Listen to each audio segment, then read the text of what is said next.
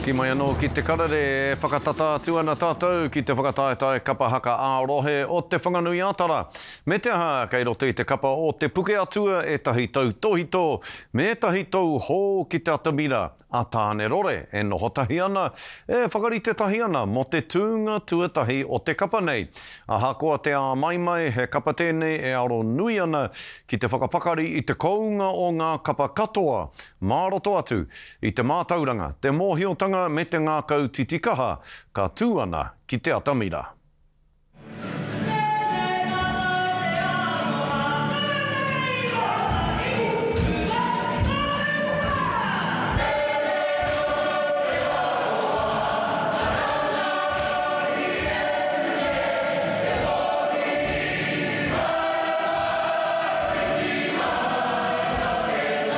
Ko Pukeatua e tū nei, e neke nei, e nuku nei, ki te whakataetae Kapa Haka ā-rohe o Te Whanganui-a-Tara.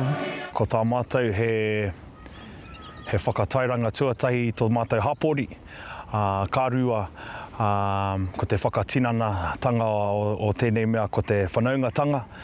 Hoi anō, ko tō mātou Pukeatua tanga, e heke iho mai i arangi nui, kia papatu anuku.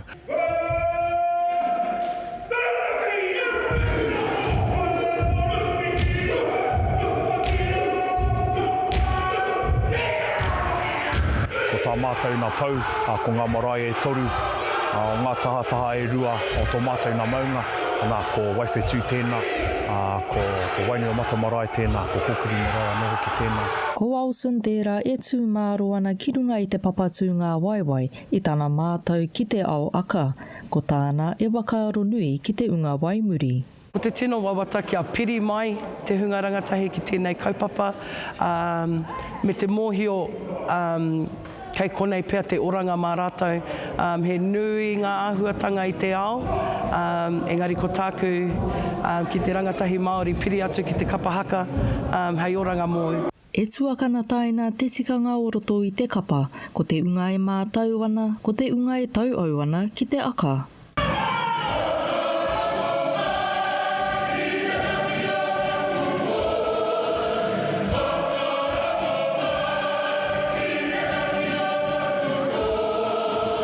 Ai hea wanga hau i te mea koenei tuku tuatahi. He rawe te tuakana teina kia hau i te mea kua hau te pōtiki o te whānau, no reira kia hau, kua hau te pepi o ngā kaihaka katoa. Ko rātou tōku māma, tōku pāpā, tōku whaia, tōku matua.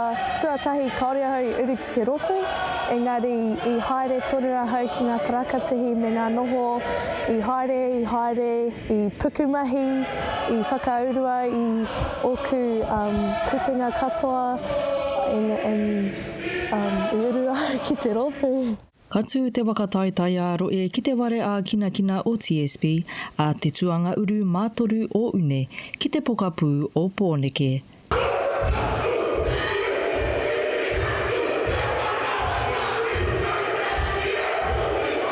Alana Te Piki Broughton, Taiuru News.